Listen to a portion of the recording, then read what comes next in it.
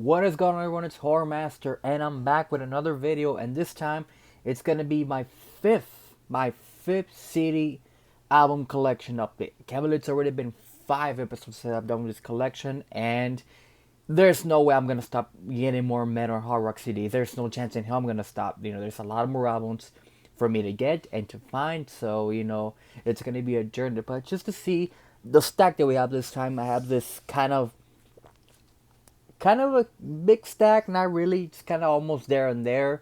Like I said, not really the biggest stack that I've had in a long time. I think the last time I did this city collection I did was like maybe a month and a half ago, maybe around there more or less. So, I kind of stopped buying CDs for a while, but, I'm gonna getting back into it, especially, with new releases coming out this year. I'm definitely gonna get some of those.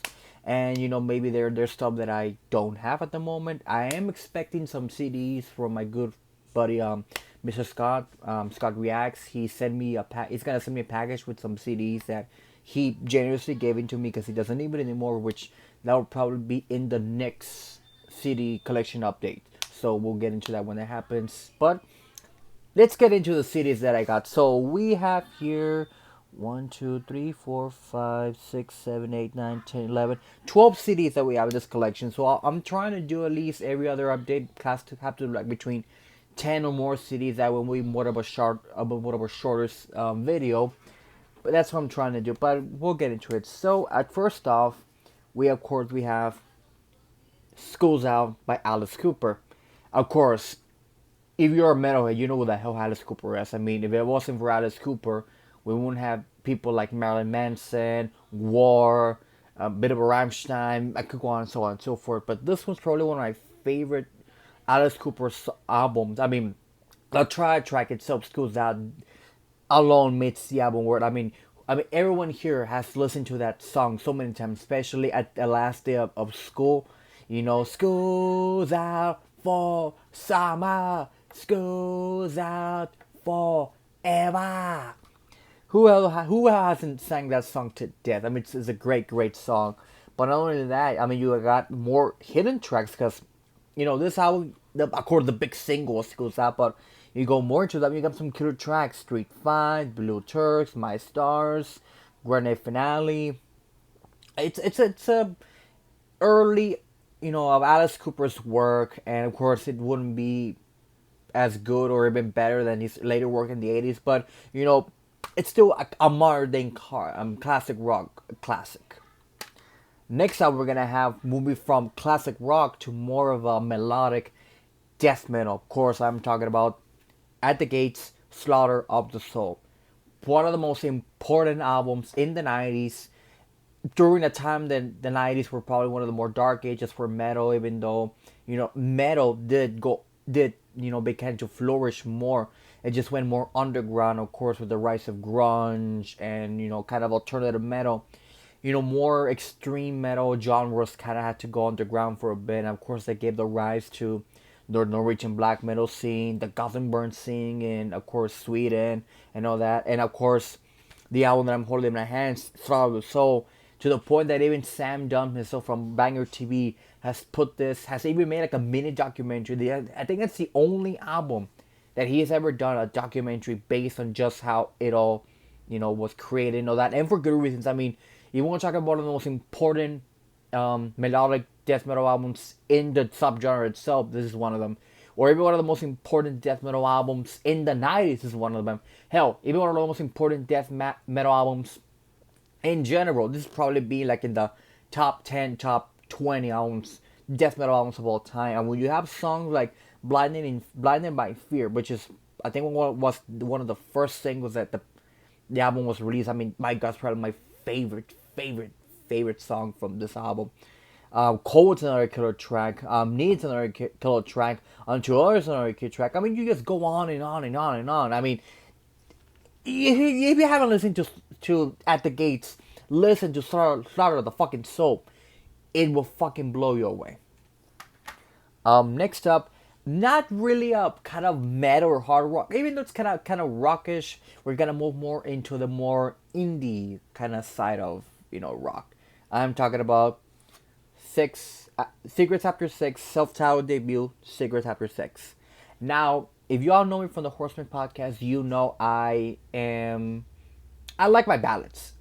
I like them a lot, like a lot. I mean, you have no idea how much I like my ballads, and that's why I love the band Him so much because the majority of their songs are ballad esque. And with this one, this the reason how I got into Cigarettes After Sex was just randomly. I was going through things on YouTube and I just hit on, of course, the song "Sweet," which is my favorite song from the album, and again, it's not the most heaviest you're gonna listen to. It's a bit calm, something that when you put something when it's raining or when you're going to go to sleep and you want something relaxing. Of course, the lyrics are about love and all that, and the majority of the songs, the entire band itself, they write ballad esque, kind of slow, not Black Sabbath slow, but more kind of, you know, ballroom, prom esque, slowish in a way. That's the best way I can describe it. But, you know, even though I'm a metalhead, we have our little soft spots. Even though our hearts are cold as ice, we have a bit of soft spot. I mean, come on. I mean, we're all human. But if you haven't listened to Cigarettes After Sex, definitely check the self-titled debut. Especially you want to, I guess, move away from the more heavy side of rock or metal. You want something different, even though it's kind of, again, it's still rock, but just more indie rock. But again, give it a listen. Next up, and Scotty. I know if you're watching this, I know you're gonna enjoy the hell out of this album. Of course, I am talking about "Conspiracy" by the man, the myth, the legend, King fucking Diamond. It's funny enough that I found this album at my local second in Charles, and in my local second in Charles, usually all the metal stuff goes quickly, like it's up the shelves quickly. Because one time, I went there, I think it was a couple of months ago. I went there and I saw some Paradise Lost albums that I already had in my collection. Things it was Gothic and Draconian Times. Of course, I didn't pick them up, and then I went there the next day to see maybe there may be something else that I missed, and they were off the shelf. So again, metal stuff, like really, really more underground metal stuff, usually goes off the shelf. So I was shocked that, of course, nobody picked up Conspiracy, which, lucky for me, I got it. I mean, come on, it's King Diamond. What more can I say about King Diamond? Everything King Diamond has done in the 80s and part of the 90s, it's pure fucking gold. When you start off a track like At the Graves, amazing track. Sleepless Nights, a great track. The Winning Dream, probably my favorite song from the album. Something Weird, I mean, Cremation, the ending, that kind of haunting-esque. And of course, this is a continuation of his previous album, Them, which again, I like my concept albums so much. Especially when they make it more theatrical, horror-esque. I mean, you can tell by the username. But again, a great, great, great album by the King himself. Never, never a dull moment. Definitely a headbanger, and probably one of the. Actually, no. Actually, this next to something like Abigail and Them, and maybe the Puppet Master. Probably some of my favorite King Diamond albums. Not counting the Merciful Fate albums. That's a whole different story. But again, great, great, great King Diamond album. Next up, we have some Macabre with Dahmer. And speaking of concept albums, of course, this album is an entire concept album about how Jeffrey Dahmer did his Wrath of Killings, which, if you haven't seen it, there's a documentary on YouTube about everything that, Jeffrey Dahmer did, which is horrifying as hell. So, watch out with a grain of salt and all that. But, Jeffrey Dahmer, one of the most infamous serial killers of all time.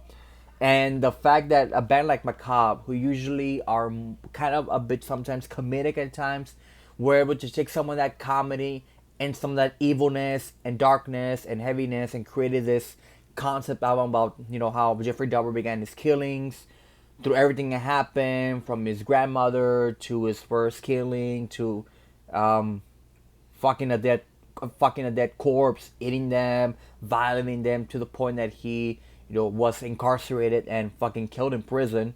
So if you like your more kind of weird, not weird, but in terms of like kind of bio concept albums about a, I guess, quote unquote historic figure, definitely check it out. And Macabre, or it's Macabre, a bit more of a kind of crossover thrash with a bit more, a bit of grindcore there to it, but they have some comedic moments which I enjoy from time to time. But again, definitely check out Dahmer's Macabre. Or yeah, Macabre's Dahmer. You get the point. Next up, we have Mastodon, Crack the Sky. Now this album, this little album came into me by the mail by my buddy Levi, okay, Thrash 99, which I wanted as a gift after the last episode that he did on the the Metallum show. I came in dead. I came in so close in winning that season by 1 point. So it was a close it was a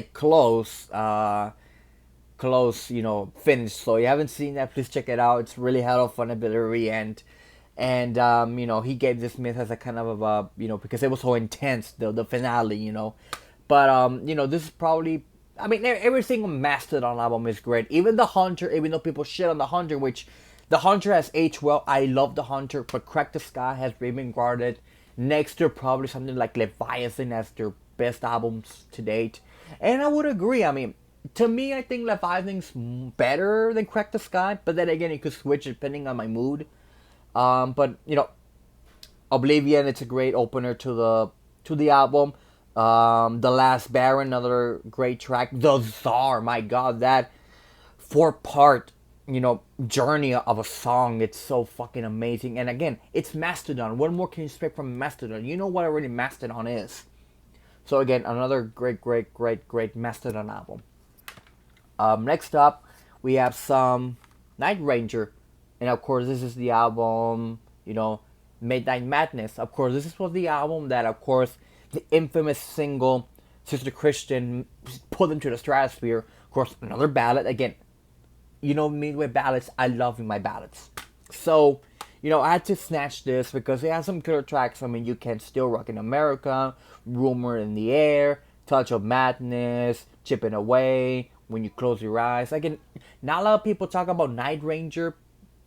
I mean, Night Rangers, it's a very good band, but again, they should have more respect to what they did in the I want to say close to the end of the 80s, beginning of the 90s. They have some really good tracks. Actually no, beginning of the 80s again. That also was in the 80s, but again, great album for you listening to check out. And again, more of a classic rock kind of album whenever you're in that mood.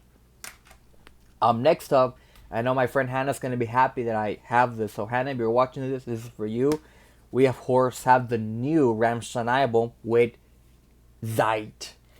Now, I was amazed when the first single, of course, Zeit came out, and immediately pre-ordered the album. I knew that this album was going to be so, impactful, just like any previous Rammstein album. I didn't know it was going to be this impactful. When you talk about songs like Dick Chickten, I'm sorry, I know I'm not really good in German, so but to my German fans, I apologize. Don't kill me or come at me. Zigzag, the funny music video is another one. Angst or Angst, I think that's how you say it. Sorry again. Another killer track. What was the other one that?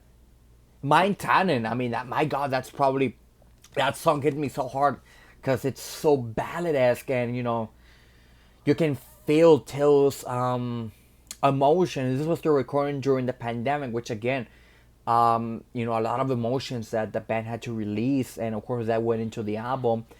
And it's an amazing album. I do guarantee this is gonna be probably at the end of the year album list. So if you haven't listened to the new Rammstein album, do yourself a favor and listen to it, please. You will not be disappointed.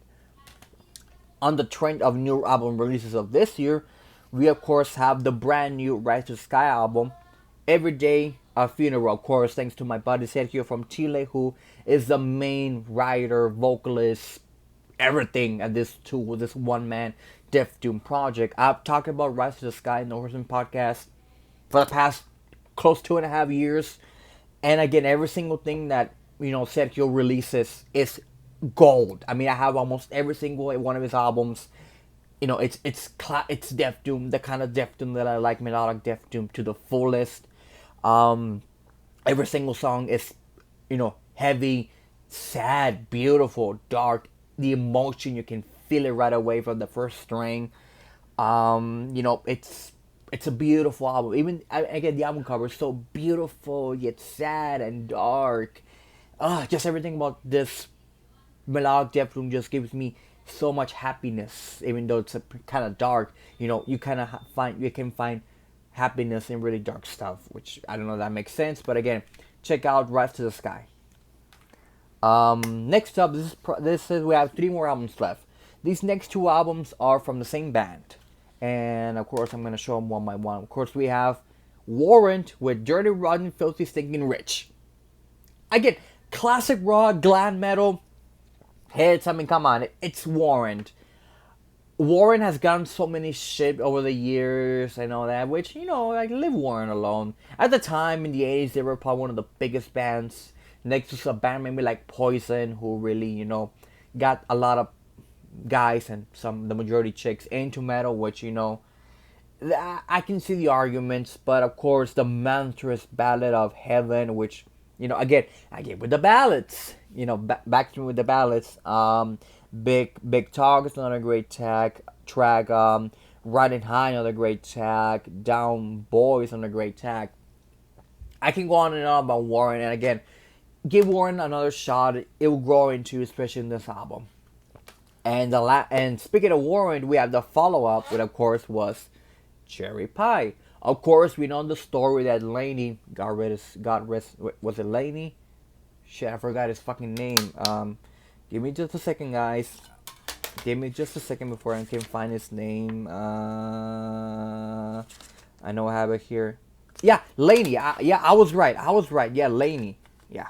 So the story was that originally this album was supposed to be named Uncle Tom's Cabin, but at the very last minute, I think it was the studio or somebody in the recording studio, I guess, heard over this unwritten song called Cherry Pie, and they changed the whole thing from the album cover to the name of the album to this probably became their biggest hit of all time, to the point that Laney has stated in so many interviews that he hates that song so much. And I understand why, being that your biggest hit wasn't really supposed to be your biggest hit, but the company or the recording studio forced you to put that song in the album. So I do understand kind of clash of difference of opinion, which is understandable. But I talked about Uncle Tom's Cabin, another great track. Blind Faith, Lone in Stereo, Train. Again, give Warrant another shot. Probably this and Filthy Dirty, Stinking Rotten Rich, probably 2 of their best albums, I think. Yeah, to date. The rest are kind of give or take depending on your mood. And last but certainly not least, we have 1 more album, another release from 2022, and another album that I'm considering definitely putting at the album of the end of the year list. Of course, I'm talking about from the new Wating album, The Agony Ecstasy of Wating. So this album was a really, really, really great comeback, because it had been close to, I want to say close to 7 to 8 years that we have a Wating album. And right off the gate, balls to the wall, heavy, a bit of melodic time to time, kind of goes a bit more Black and Death into it. It's your typical Wating sound. What more can I say about Wating? Now, again, the thing I like about Wating is that they just don't stick to pure black metal. They can go from a bit more Black and Death to maybe sometimes death metal to even some melodic black metal influence. I mean, the guitars are great, the vocals are great. Every single one of this album is pure gold. From We Remain, Funeral Winter, Black. Sorry if I'm gonna say this word. I really don't say this word in public, but Black Hunt. Before the Cataclysm, The Howling, one of the first singles from the album. It's a grower, to be honest, and I've been enjoying the living more out of this album, and especially Wating, which I'm definitely gonna get more Wating albums in the future, and let's just see how it goes. And that does it for this video. I hope you guys really enjoyed all my updates to the collection. Like I said, I'm planning to get more CDs in the future. I have a couple of things that I'm expecting in the mail. Like I said, my buddy Scott's package that he sent me some CDs. I know I have a couple of pre-orders that I have coming up. I know I pre-ordered the new Behemoth album, which I can't wait to listen to that album. I have a couple of pre-orders from Bandcamp, and for forgetting what else I pre-ordered. I think that's about it in terms of pre-orders. I'm definitely gonna listen to the new Creator album. I'm really excited about that. Um, I don't know. I guess there's so many albums that I still need to listen to and get on physical media, which it's a progress from time to time. You're not gonna get every single album, which by the length that I'm going, I'm barely gonna finish one part of my spinning shelf. So it gets to show you how much I have left to fill it up. And one more thing before I leave, I want to show you guys this little thing that I got. And I finally, after a long time, finally got this, which was my Alexa Bliss WWE Funko Pop. If you've seen one of my previous CD collections, you saw that I got the Bray Wyatt Fiend Funko Pop. And I was like, I had to get this, kind of, being the more possessed Alexa Bliss, which I definitely enjoy that, that storyline, that character. A lot of people shit on it, which it has its moments, but I definitely love what the Alexa Bliss was trying to do with that character. And I had to get this Funko Pop just to have both, I guess, the match made in heaven or hell, depending on what you want to call it. But I had to get them, and I'm glad that I finally have both in my collection. So yeah, I just want to show you guys a bit about that. And like I said, I'm planning to bring you guys more videos, more stuff, another rank 'em all, which I'm still trying to do, which other rank 'em all I want to do. Probably Priest, probably Maiden, depending on the time that I have to record videos, and just my mood, and just see how it goes. Again, hope you guys enjoyed. Be safe out there, and of course, stay metal.